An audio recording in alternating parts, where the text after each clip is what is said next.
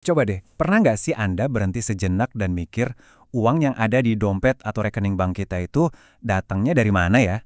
Jawabannya, menurut sumber yang akan kita bedah kali ini, kayaknya bakal bikin Anda kaget. Yuk kita mulai. Pertanyaannya kedengeran gampang kan?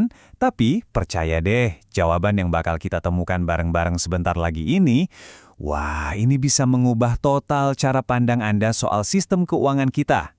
Oke, coba kita lihat data dari Inggris tahun 2010 ini. Ternyata cuma sekitar 3% dari semua uang yang beredar itu bentuknya fisik, koin dan uang kertas yang biasa kita pegang.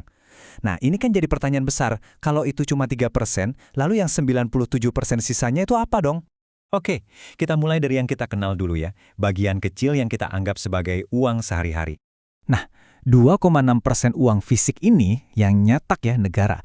Biaya produksinya itu murah banget, cuma beberapa sen aja buat nyetak selembar uang 10 pound misalnya. Keuntungan dari selisihnya ini masuk ke kas negara, yang secara teori ya bantu kurangin pajak kita. Kedengarannya sistem yang bagus dan masuk akal kan? Dalam periode 10 tahun, keuntungan dari nyetak uang fisik ini sampai 18 miliar pound. Angka yang gede banget kan? Tapi coba deh Anda ingat-ingat angka ini, karena apa yang bakal kita lihat selanjutnya bakal bikin 18 miliar ini kelihatan kayak uang receh. Nah, sekarang kita masuk ke jantung misterinya nih, yang 97% itu. Siap-siap ya, karena bagian ini kemungkinan besar akan menantang semua yang Anda kira Anda tahu tentang cara kerja bank. Kebanyakan dari kita mungkin mikir bank itu kerjanya kayak celengan raksasa ya kan? Kita nabung, terus bank pinjemin tabungan kita itu ke orang lain. Tapi, menurut sumber yang kita bahas, kenyataannya jauh banget dari itu.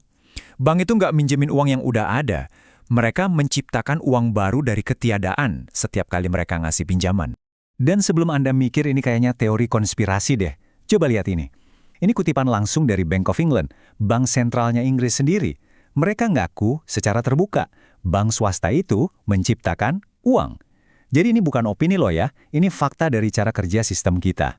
Uang ini namanya uang bank komersial. Intinya, ini tuh cuma angka di sistem komputer, catatan akuntansi yang dibuat pas pinjaman disetujui. Dan inilah yang membentuk hampir seluruh pasokan uang kita. Jadi, gimana sih persisnya proses ini bekerja? Yuk, kita lihat mekanismenya. Prosesnya tuh sebenarnya simpel banget. Langkah pertama, Anda disetujui buat pinjaman. Bank nggak ngambil uang dari berangkas, mereka cukup ketik angkanya ke rekening Anda. Seketika, uang baru tercipta. Langkah kedua, nah, pas Anda lunasin pinjaman itu, jumlah pokoknya dihancurkan, hilang begitu aja dari sistem. Terus yang sisa apa? Bunga yang Anda bayar, nah itu jadi keuntungan bersih buat bank. Sekarang, kita balik lagi ke angka 18 miliar pound yang diciptakan negara tadi. Masih ingat kan? Nah, di periode yang sama, bank-bank swasta menciptakan 1,2 triliun pound uang baru. Bukan miliar loh ya, tapi triliun. Skalanya benar-benar nggak bisa dibandingin. Oke, jadi sistem ini bisa nyiptain uang dalam skala yang masif banget. Terus, apa dampaknya buat kita semua di dunia nyata? Mari kita lihat konsekuensinya menurut sumber ini. Nah, ini dia nih akar masalahnya menurut sumber ini. Karena hampir semua uang kita itu adalah utang plus bunga, artinya apa? Ya artinya, supaya ekonomi bisa tumbuh, kita semua secara kolektif harus terus-terusan ngutang lebih banyak. Ini yang menciptakan siklus boom and bust yang nggak terhindarkan dan bisa jadi memperlebar jurang antara si kaya dan si miskin. Pernah nggak sih Anda bertanya-tanya kok harga rumah rasanya makin nggak masuk akal ya? Nah, sumber ini mengklaim jawabannya ada di sini. Karena ngasih pinjaman KPR itu dianggap lebih aman dan menguntungkan buat bank daripada modalin bisnis baru, ya sebagian besar uang baru yang mereka ciptakan larinya ke pasar properti, bukan ke ekonomi yang produktif. Dan angkanya jelas banget.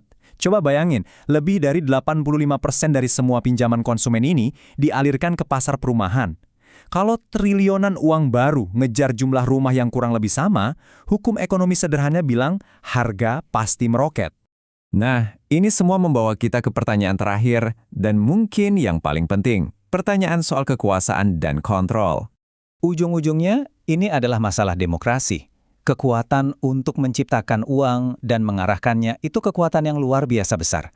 Pertanyaannya adalah, pantas nggak sih kekuatan sebesar itu ada di tangan bank-bank swasta yang tujuannya adalah cari untung, bukan kesejahteraan publik? Jadi, saya akan tinggalkan Anda dengan satu pertanyaan terakhir. Di dunia di mana lebih dari 97% uang adalah utang, tapi di sisi lain kita semua didorong buat hidup bebas utang, apakah kita sebenarnya sedang menghadapi sebuah paradoks yang mustahil? Coba deh pikirkan.